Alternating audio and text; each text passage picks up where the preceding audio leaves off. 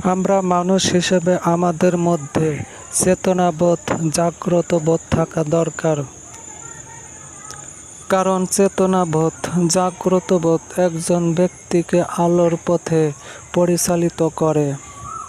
যদি কোনো ব্যক্তির মধ্যে সততা, ন্যায় পরায়ণতা থাকে, তাহলে সে ব্যক্তি যদি আপনার শত্রু হয়, তবু তার সত্যের অনুসরণ করা প্রয়োজন।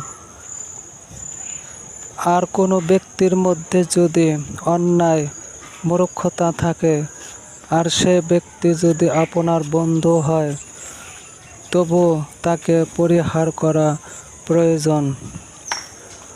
আপনি যাকে ভালোবাসেন তার মধ্যে ভালো মন্দ দুটোই থাকে।